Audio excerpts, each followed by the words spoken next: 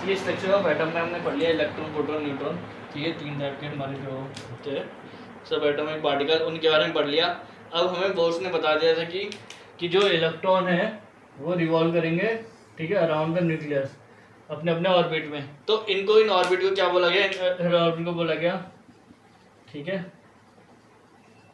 Energy level या energy cell भी बोला गया। ठीक है, तो अब ये कैसे रोटेट होते हैं और इलेक्ट्रॉन किस किस उसमें रहते हैं? तो एनर्जी लेवल या एनर्जी सेल। ठीक है, अब ये है, यहाँ पे केवल रहेंगे 2 इलेक्ट्रॉन, यहाँ पे रहेंगे 1 2 3 4 5 6 7 8। ठीक है, लेकिन जो डिस्ट्रीब्यूशन होता है ना, ये ऐसे भी होता है, कुछ कुछ मैक्सिमम इलेक्ट्रॉन का जो स्टार्टिंग है 20 उनमें 2 8 8। ठीक है, या फिर उसके बाद हो जाता है हमारा 2 8 18। ये क्या है? ये डिस्ट्रीब्यूशन है स्टेबिलिटी का, कि अगर आपके पास ऐसे इलेक्ट्रॉन है तो आपके जो, अगर ये वाला फॉलो कर रहे हैं 2 8 8 या 2 8 18, दो दो कौन सी है? दो आपकी है K shell, L shell, M shell. अगर आपके और एटम इस तरह की सेल में पूरी तरह कोई भी वैकेंट चीज नहीं है, कि अगर आपके 2 इलेक्ट्रॉन है उस सेल में तो मतलब वहां पे कोई वैकेंट स्पेस नहीं है इलेक्ट्रॉन के लिए। अगर 8 है सेकंड सेल में तो वहां कोई वैकेंट नहीं है, 18 है तो कोई वैकेंट नहीं है। वैसे ही 20 तक कहते हैं 2 8 8। अगर ये आपके पास सेल का इस तरह इलेक्ट्रॉन है आपके सेल में तो वहां पे कोई वैकेंट स्पेस नहीं है। तो इस तरह से इलेक्ट्रॉन डिस्ट्रीब्यूट होते हैं कि इस सेल में 8 गए, फिर उसमें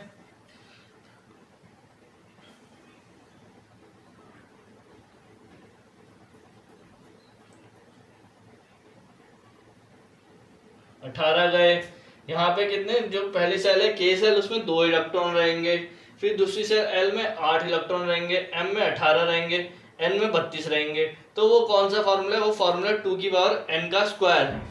एन जो होता है, एन एक बार 1 होगा, फिर 2 होगा, फिर 3 होगा, है सो एन चलता रहता है। तो इस तरह से इलेक्ट्रॉन ऑर्बिट में रोटेट करते हैं। इन्हें हम एनर्जी लेवल या एनर्जी सेल भी बोलते हैं। ठीक है, ये क्या है? ऑर्बिट है, ऑर्बिट बोल लो या सेल बोल लो। ठीक है, इन सेल में इलेक्ट्रॉन रोटेशन कर रहे हैं अपनी अपनी सेल में। तो हर एक सेल का अपना अपना मैक्सिमम नंबर है। इसमें केवल 2 इलेक्ट्रॉन आ सकते हैं, इसमें 8 इलेक्ट्रॉन मैक्सिमम आ सकते हैं, फिर 18 इलेक्ट्रॉन इसमें मैक्सिमम आ सकते हैं तीसरी वाली सेल में, फिर उसमें 32 इलेक्ट्रॉन ही मैक्सिमम आ सकते हैं। ठीक है, फिर उसका जो इलेक्ट्रॉन है ना, इसमें भी फिर इस तरीके के वो होता है, कहते हैं कि एस पी डी। ठीक है, इस तरीके का आपके इलेक्ट्रॉन का होता है। इलेक्ट्रॉन अपना स्पिन भी होता है इलेक्ट्रॉन का, 1 इलेक्ट्रॉन। ठीक है, इसमें 6 होते हैं ये इलेक्ट्रॉन इस तरह से। ठीक है, ये अभी आप 11 में पढ़ोगे।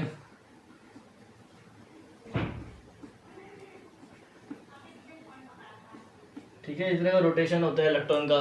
फिर तब आपको पता चलता है कि अगर यहाँ पे कोई इलेक्ट्रॉन नहीं है तो मतलब ये सेल क्या है? वैकेंट है। ठीक है, इस तरह से आपका इलेक्ट्रॉन का डिस्ट्रीब्यूशन होता है हर सेल में, एसपीडी करके। और जो ऑर्बिट है इनका नाम हमने दिया होता है के एल एम एन। और डिस्ट्रीब्यूशन इलेक्ट्रॉन का एसपीडी ई ऐसे चलता रहता है। ऐसे इसमें केवल एस ही होगी, फिर इधर एसपी होगी, फिर एसपीडी होगी। ठीक है, अगर 18 है तो इस तरह से इलेक्ट्रॉन क्या होते हैं? सेल में फिल्ड होते हैं। अगर यहाँ वैकेंट हो गया, एसपी में वैकेंट नहीं होगा, जो वैकेंट होगा, अगर लास्ट इलेक्ट्रॉन वैकेंट हो रहा है तो डी में वैकेंट होगा। हमारा इलेक्ट्रॉन है और पहले इलेक्ट्रॉन ऐसे नहीं आते।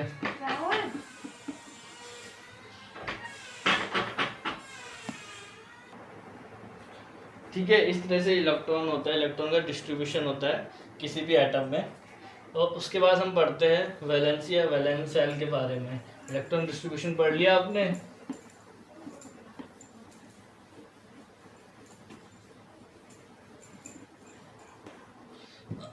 इसके बाद पढ़ते हैं वैलेंसी।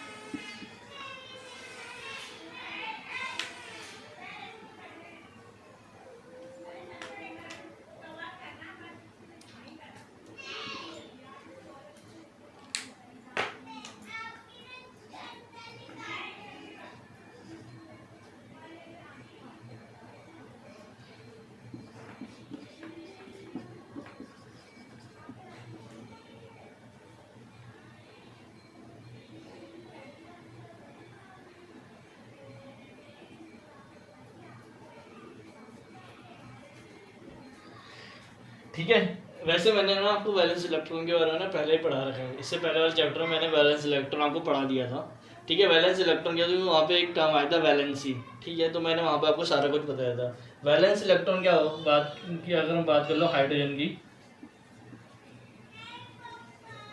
और वही मैं बात करूँ कार्बन की। ठीक है, वैलेंस इलेक्ट्रॉन की डेफिनेशन क्या है, वैलेंसी क्या है, वैलेंसी है, ठीक है, वैलेंसी आप ये समझ लो कि उसको स्टेबल होने के लिए या फिर उसके लास्ट सेल में कितने इलेक्ट्रॉन है। ठीक है, लास्ट सेल में जो इलेक्ट्रॉन होंगे वो इसकी वैलेंसी होगी, और वैलेंस इलेक्ट्रॉन भी वही होंगे जो, जैसे हमारा हाइड्रोजन की बात कर लूँ, ये हाइड्रोजन का न्यूक्लियस है। भाई कार्बन की बात करूँ, कार्बन का एटॉमिक नंबर, सबसे पहले आपको एटॉमिक नंबर पता होना चाहिए, किसी की भी वैलेंसी जाननी है तो। कार्बन का एटॉमिक नंबर होता है hydrogen, helium, lithium, barium, boron, carbon. Carbon का एटॉमिक नंबर है 6। ठीक है, तो इलेक्ट्रॉन का डिस्ट्रीब्यूशन मैंने आपको कैसे बताया, इलेक्ट्रॉन सबसे डिस्ट्रीब्यूशन होगा 2 8 18 या 2 8 8। ठीक है, जनरली 20 तक ये 2 8 8 रहता है। तो इसके इलेक्ट्रॉन कैसे होंगे, 2 फिर 8।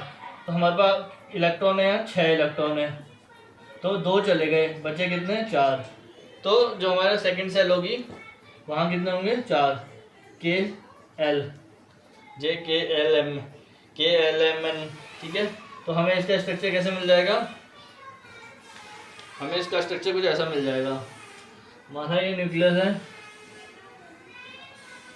इसकी अच्छा थोड़ा बहुत बनाते हैं।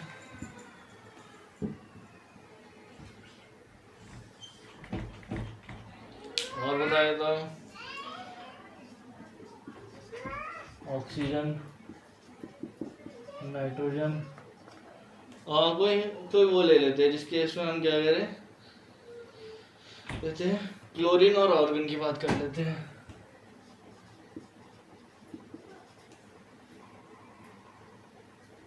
हाँ आर्गन। ठीक है, सबका स्ट्रक्चर बनाते हैं, ऑर्गन को जैसे बनाते हैं, ये इसका nucleus, 1 shell, 2 shell, 3 shell. Oxygen को जैसे बनाते हैं, 1 सेल, 2 सेल, नाइट्रोजन का 1 सेल, 2 सेल, क्लोरीन का 1 सेल, 2 सेल, 3 सेल। सबसे पहले आपको इनका एटॉमिक नंबर पता होना चाहिए अगर आपको इनका वैलेंसी जाननी है तो। 6। ऑक्सीजन का कितना होता है एटॉमिक नंबर, 8। नाइट्रोजन का कितना होता है, 7। क्लोरीन का कितना होता है, 17। ऑर्गन कितना होता है, 18। 18 है तो मतलब इलेक्ट्रॉन कैसे होंगे, पहली सेल में 2, दूसरी सेल में 8। ये मैक्सिमम दूसरी सेल में कितने आ सकते हैं, दूसरी सेल में एल में मैक्सिमम जो आएंगे, मैक्सिमम इलेक्ट्रॉन कितना हो सकते हैं एल में, 8। और के में मैक्सिमम इलेक्ट्रॉन 2, एल में 8।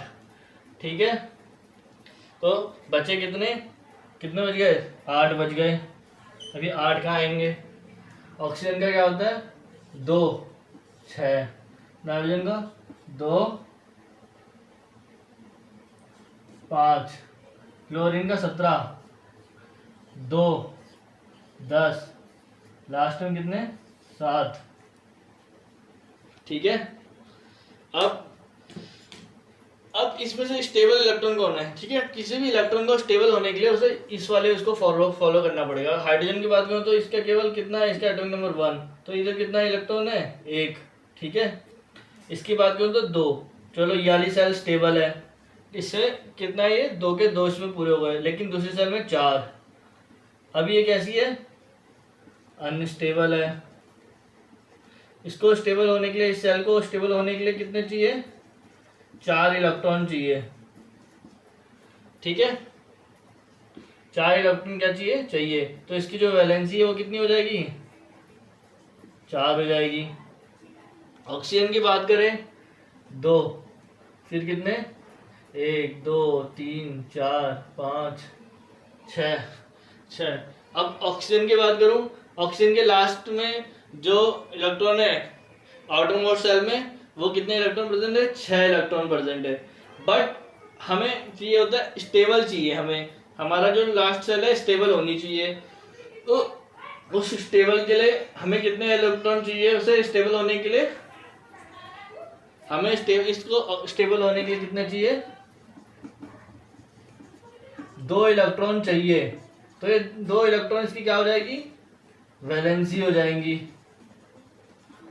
वैसे इधर 2 इलेक्ट्रॉन, 1 2 3 4 5 6 5। अब इसको स्टेबल होने के लिए कितने चाहिए? 3 इलेक्ट्रॉन चाहिए। तो इसकी वैलेंसी कितनी हो जाएगी? 3। क्लोरीन की बात करें, 1 1 2 1 2 3 4 5 6 7 8।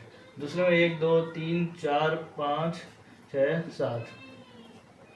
ये करेंगे 7 इलेक्ट्रॉन लूज तो नहीं करेंगे ना, 1 इलेक्ट्रॉन लेंगे। तो इसकी वैलेंसी कितनी हो जाएगी? 1। आर्गन के 1 2 1 2 3 4 5 6 7 8 1 2 3 4 5 6 7 8। तो इसके सारे सेल कैसे हैं? सब में स्टेबल इलेक्ट्रॉन, जितने वो मैक्सिमम इलेक्ट्रॉन रख सकते हैं उतने उतने हैं हर एक सेल में। तो इसकी वैलेंसी कितनी हो जाएगी? 0। ठीक है या ठीक है, वैलेंसी समझ गए। वैसे ही अगर किसी मेटल की बात कर लो, आप सोडियम की बात कर लो, तो 8 और 2। तो सोडियम की बात कर लेते हैं यहाँ से, इसको हटा के।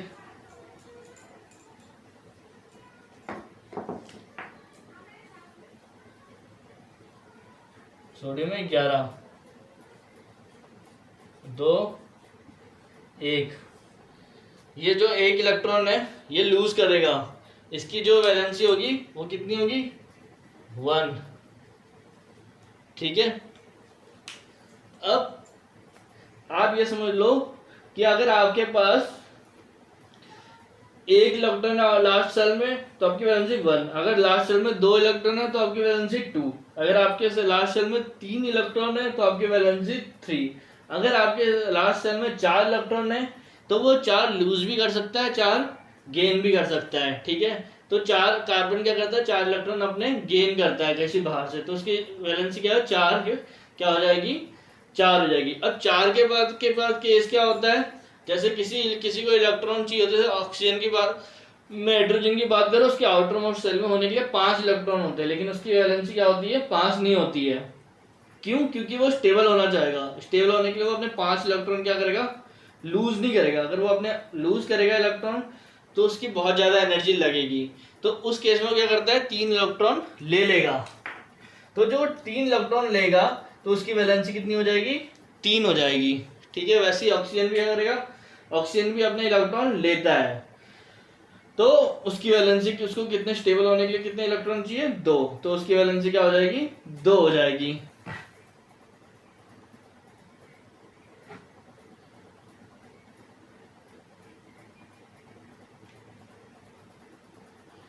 ठीक है।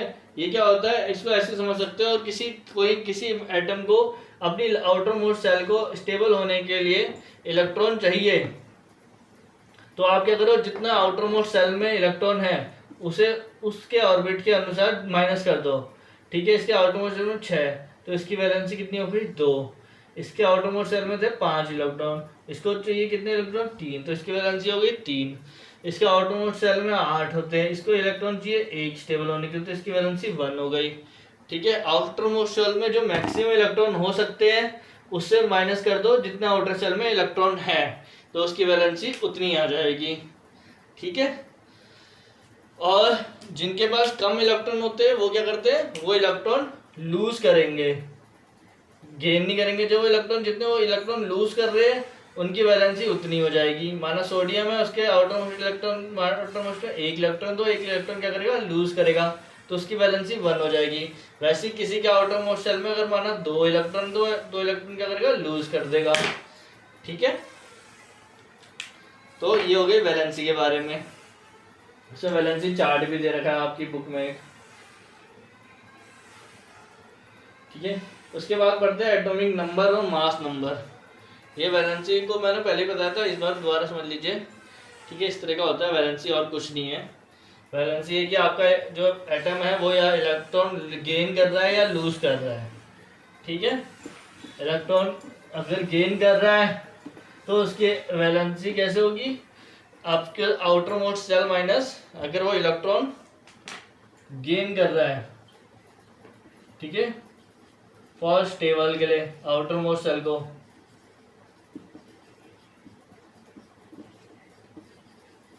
और इलेक्ट्रॉन लूज कर रहा है for stable outermost shell, ठीक है। इस केस में क्या करना, जितना होता है माना उसकी जो लास्ट सेल है stable minus last cell electron, ठीक है। माना वो लास्ट सेल में इलेक्ट्रॉन स्टेबल के लिए 8 होते हैं और उसके पास है 7 इलेक्ट्रॉन, तो उसकी वैलेंसी कितनी हो जाएगी ये, ठीक है। अगर वैसे ही सेम अगर आउटर मोस्ट सेल में किसी के इलेक्ट्रॉन के एक सेल है तो वो क्या करेगा, वो इलेक्ट्रॉन एक क्या कर देगा, लूज कर देगा, ठीक है, क्योंकि इलेक्ट्रॉन से 7 इलेक्ट्रॉन लेने में बहुत ज़्यादा एनर्जी लगेगी, ठीक है। तो इस कारण वो क्या कर देता है, इलेक्ट्रॉन लूज कर देता है। जितना इलेक्ट्रॉन लूज करेगा उसकी वैलेंसी 1 हो जाएगी। अगर इलेक्ट्रॉन एक है, अगर माना उसकी आउटर मोस्ट सेल में 2 इलेक्ट्रॉन है, ठीक है, ये 2 इलेक्ट्रॉन है, तो ये इलेक्ट्रॉन क्या कर देगा, लूज कर देगा, तो इसकी वैलेंसी क्या हो जाएगी, 2 इसकी वैलेंसी हो जाएगी, ठीक है।